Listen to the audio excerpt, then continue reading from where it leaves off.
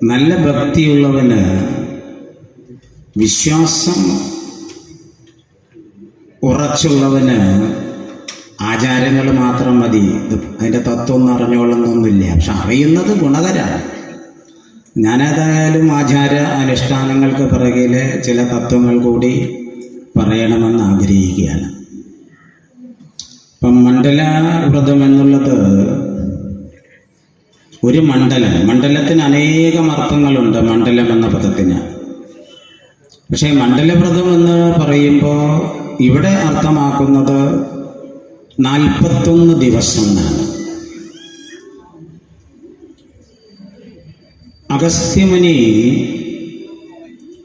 ഈ ഒരു വ്രതം 90 ദിവസമായിരുന്നു ആദ്യം നിശ്ചയിച്ചിരുന്നത്. പിന്നീടത് 41 നാം ചുരുക്കിയതാണ്. ഈ 41 ദിവസത്തിനൊരു പ്രത്യേകതയുണ്ട്.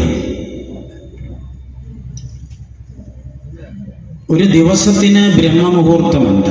നമ്മൾ രാവിലെ എഴുന്നേറ്റ് ധ്യാനിക്കുക. 3 മണി മുതലാണ് ഏറ്റവും നല്ല സമയം. 3 മുതൽ 3:45 വരെ ധ്യാനിക്കലാണ് ഏറ്റവും നല്ലത്. അപ്പം അതൊരു ദിവസത്തിൻ്റെ ബ്രഹ്മമുഹൂർത്തമാണ്. 3 മുതൽ 6 വരെ നമുക്ക് ധ്യാനവും പ്രാർത്ഥനയായിട്ടൊക്കെ പോകുമ്പോൾ അതിന് ചില അത്ഭുതകരമായ ഫലങ്ങൾ കിട്ടും. അതിൻ്റെ ആഴങ്ങളിലേക്ക് ശാസ്ത്രീയതയിലേക്കൊന്നും ഞാനിപ്പോൾ കടക്കുന്നില്ല. ഗുണം കിട്ടും ബ്രഹ്മമുഹൂർത്തത്തിലിരുന്ന് പ്രാർത്ഥിച്ചാൽ, ധ്യാനിച്ചാൽ. അതേപോലെ ഒരു വർഷത്തിൻ്റെ ബ്രഹ്മമുഹൂർത്തമുണ്ട്. ഒരു വർഷത്തിൻ്റെ ബ്രഹ്മമുഹൂർത്തമാണ് വൃശ്ചികം, ധനു, മകരം. ഈ 3 മാസങ്ങളാണ്. അപ്പോൾ ഈ 3 മാസങ്ങളിലാണ് ഈ മണ്ഡലവ്രതം വരുന്നത്. ഒരു വർഷത്തിൻ്റെ ബ്രഹ്മമുഹൂർത്തമായിട്ടുള്ള 41 ദിവസം വൃശ്ചികം 1 മുതൽ ആരംഭിക്കുകയാണ്.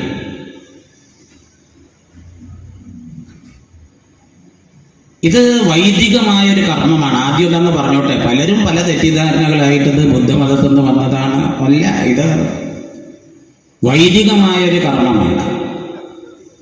ഇത് വേദങ്ങളിൽ പറഞ്ഞതാണ്. ശബരിമലയിൽ എന്തെല്ലാം അനുഷ്ഠാനങ്ങളും ആചാരങ്ങളും നടക്കുന്നുണ്ടോ അത് മുഴുവൻ വൈദികമാണ്. ഒരു സംശയം ആർക്കതിൽ വേണ്ട. അപ്പം അങ്ങനെ വരുമ്പോൾ മണ്ഡലവ്രതം 41 ദിവസം നമ്മൾ വ്രതം അനുഷ്ഠിക്കുകയാണ്. വ്രതം എന്ന് പറഞ്ഞാൽ സ്വീകരിക്കുന്നതെന്നാണ്. ആരുടെയും നിർബന്ധമില്ലാതെ സ്വയം വരിക്കുന്നതാണ് വ്രതം. എന്തിനാണ് ഈ വ്രതങ്ങൾ? നമുക്കൊക്കെ ഒരു മനുഷ്യജന്മം കിട്ടിപ്പോയി. നല്ല ജന്മമാണത്. നമ്മൾ മാളത്തിലെ ഇഴജന്തുവായിട്ട് ജനിച്ചില്ല. കുട്ടികൾ കണ്ടാൽ കല്ലെടുത്തെറിയുന്ന മൃഗങ്ങളായി ജനിച്ചില്ല. അവയുടെയൊക്കെ ലൈംഗിക അവയവവും അതിൻ്റെ വയറും അതിൻ്റെ തലയൊക്കെ ഒരേ രേഖയിലാണ്. പക്ഷെ നമ്മളെ സൃഷ്ടി, മനുഷ്യ സൃഷ്ടിയിൽ തല മുകളിലാണ്. ചിന്തകൾക്ക്, അറിവിന് പ്രാധാന്യമുള്ളത് കൊണ്ടാണ് തല മുകളിൽ വന്നത്. ലൈംഗികവും ഏറ്റവും താഴെയാണ്, വയറതിന് മുകളിലാണ്. അപ്പം അങ്ങനെയുള്ള മൃഗങ്ങളായിട്ടല്ല നമ്മൾ ജനിച്ചത്. ഉദാത്തമായൊരു ജന്മമാണ് കൂട്ടരെ ഇത്. ഈ മനുഷ്യജന്മത്തിൻ്റെ മഹത്വം പലപ്പോഴും നമ്മളാരും അറിയാറില്ല. നമുക്കൊരു പണിയുള്ളൂ, പരാതി പറയുക, നെഞ്ചത്തടിക്കുക, വാവിട്ട് കരയുക, പൊട്ടിക്കരയുക. എന്തൊരു ജന്മേന്ന് പറഞ്ഞുകൊണ്ട് ഈ ഉദാത്തമായ, ഈ പുണ്യമായ ജന്മത്തെ ശപിക്കുക.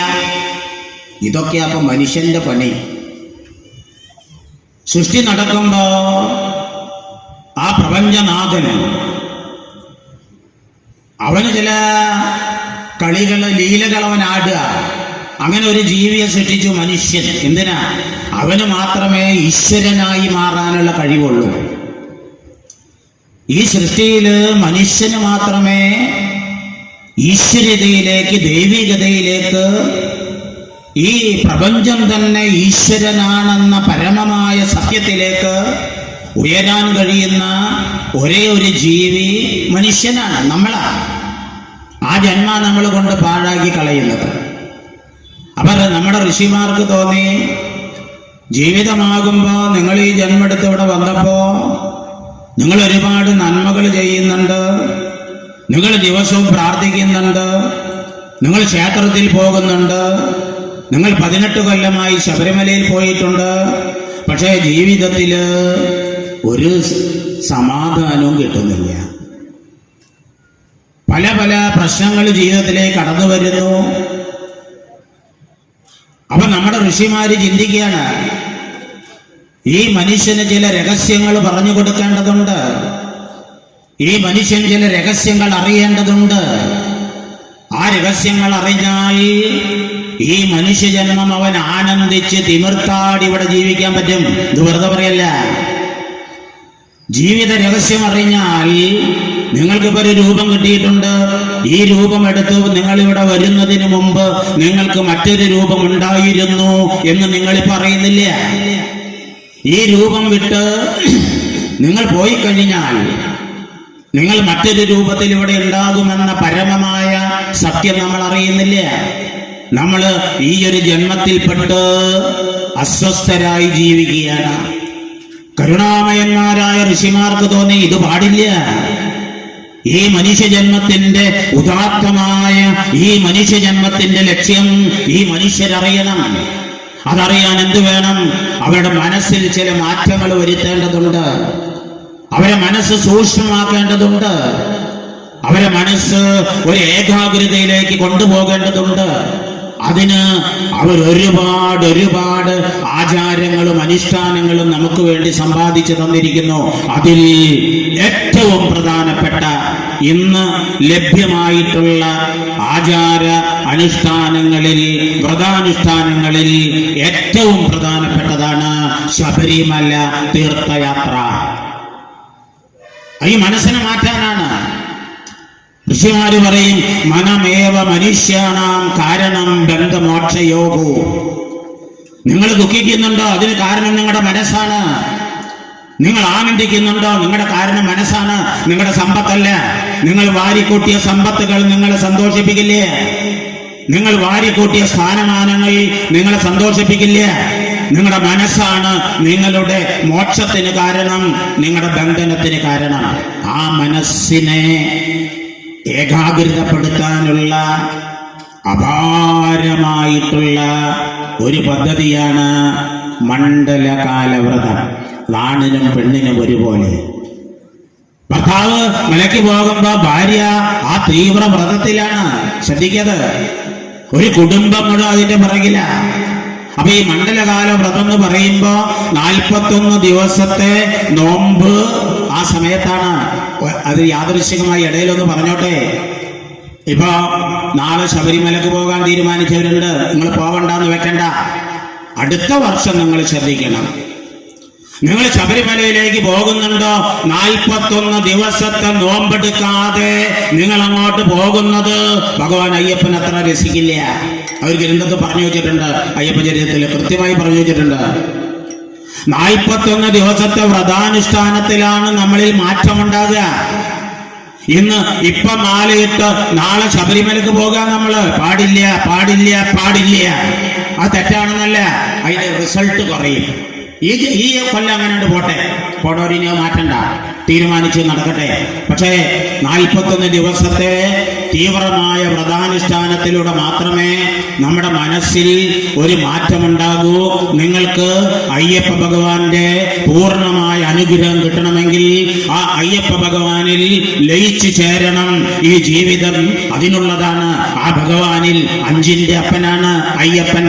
പഞ്ചഭൂതങ്ങളുടെ അപ്പൻ. അത് ബ്രഹ്മമാണ്, പരബ്രഹ്മമാണ്. ഒരു സമൂഹത്തിൽ അനീതി വളരുമ്പോ, അധർമ്മം വളരുമ്പോ ആ പരബ്രഹ്മമുണ്ടല്ലോ, ഈ പ്രപഞ്ച രൂപത്തിൽ കാണുന്ന ഈശ്വരൻ. നോക്കൂ, ആധുനിക ശാസ്ത്രം പോലും പറയാൻ തുടങ്ങി ഈ പ്രപഞ്ചം ബോധമുള്ളതാണെന്ന്. ബോധപ്രപഞ്ചമെന്ന് ആധുനിക ശാസ്ത്രജ്ഞന്മാർ ഗ്രന്ഥങ്ങൾ എഴുതി തുടങ്ങി.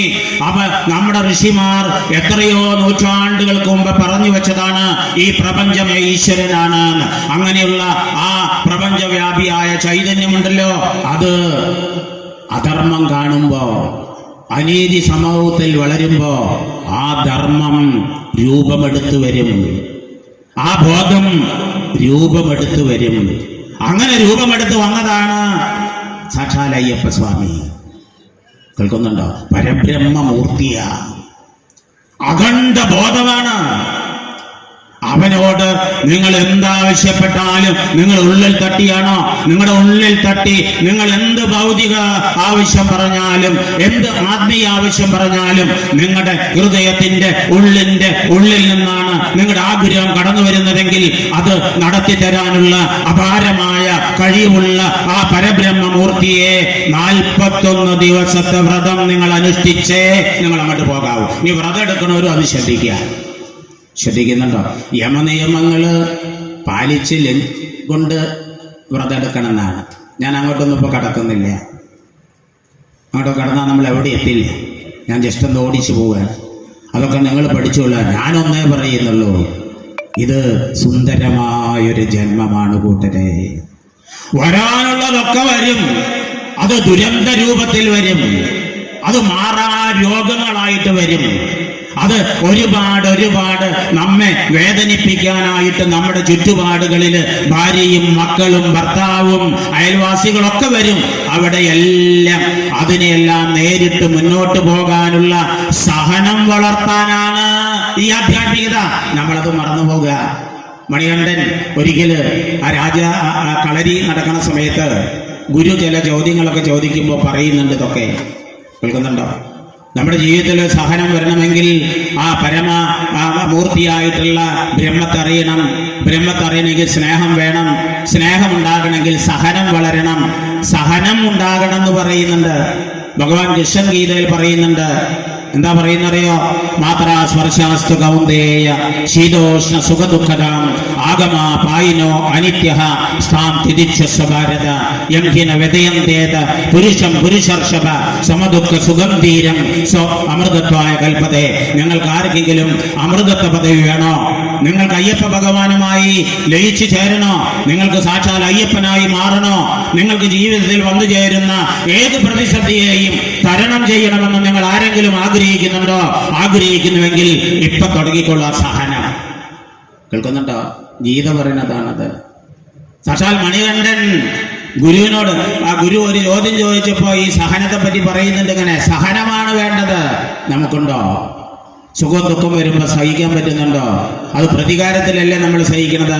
പ്രതികാരത്തോടെ സഹിക്കരുത്. കേൾക്കുന്നുണ്ടോ? അത് ശങ്കരാചാര്യര് കൃത്യമായി പറഞ്ഞു വെക്കുന്നുണ്ട്. ഞാൻ അങ്ങോട്ടൊന്നും പോകുന്നില്ല. ഞാൻ കാട് കയറി പോകും ചിലപ്പോ. അതുകൊണ്ട് ഞാൻ അനുഷ്ഠാനങ്ങളിലേക്ക് തന്നെ കടന്നു വരാം. നമുക്ക് ഈ ജന്മം ആസ്വദിക്കണം. അത് പറയാനാ ഞാനിത് പറയുന്നത്. നമുക്ക് കിട്ടിയത് ഉദാത്ത ജന്മമാണ്. വരാനുള്ളതൊക്കെ വരും കൂട്ടരെ, ഒരു സംശയം ആർക്കും വേണ്ട. കാരണം നമ്മുടെ പ്രാരബ്ധമാണത്. ജന്മജന്മാന്തരങ്ങളായിട്ട് നിങ്ങളും ഞാനും ചെയ്ത കർമ്മത്തിന്റെ ഫലമായി ആ കർമ്മം പാകമെത്തിയ കർമ്മങ്ങൾ അനുഭവിക്കാനാണ് ഈ ജന്മം എടുത്തത്. അതുകൊണ്ട് ചിലപ്പോൾ നല്ലത് വരും, ചിലപ്പോൾ ചീത്ത വരും. അതിനെയൊക്കെ സഹിക്കാൻ അങ്ങ് പഠിക്കുക. സഹനം ആർക്കാനുള്ളതറിയോ? വ്രതാനുഷ്ഠാനങ്ങൾക്കുള്ളവർക്ക് സഹനമുണ്ടാകും. അതുകൊണ്ട് ശബരിമല തീർത്ഥയാത്രയിൽ ആദ്യം നമ്മൾ ചെയ്യുക, ഒരു ഗുരുവിനെ നമ്മൾ സ്വീകരിക്കും. നമ്മൾ ഒരു ഗുരുസ്വാമി, ശ്രദ്ധിക്കുന്നുണ്ടോ? ആ ഗുരുവിനെ മനസ്സാ സ്വീകരിച്ചുകൊണ്ട്, കാരണം ഗുരുതത്വമാണ് ഏറ്റവും പ്രധാനം. ഭഗവാൻ ഈശ്വരൻ നമ്മളോട് കോപിച്ചാൽ ആ കോപം മാറ്റാനുള്ള മാർഗം നമുക്ക് ഗുരു പറഞ്ഞു തരും. ഗുരു കോപിച്ചാൽ ആരാ പറഞ്ഞു തരിക? പറഞ്ഞു തരാൻ ആരുണ്ടാവില്ല. അതുകൊണ്ട് ഗുരുവിനാ മഹാത്മ്യം എന്നാണ്. അതുകൊണ്ട് ഈ ശബരിമല സീസണില് നമുക്ക് ഗുരുക്കന്മാരുണ്ട്. അവരെല്ലാ തത്വം പഠിച്ചോളായിക്കൊള്ളണമെന്നില്ല. അവര് സാക്ഷാൽ ഭഗവാന്റെ ആ അപാരമായിട്ടുള്ള പവർ, ശക്തി, അയ്യപ്പ ഭഗവാന്റെ ആ ശക്തിയെ തിരിച്ചറിഞ്ഞവരാണ്.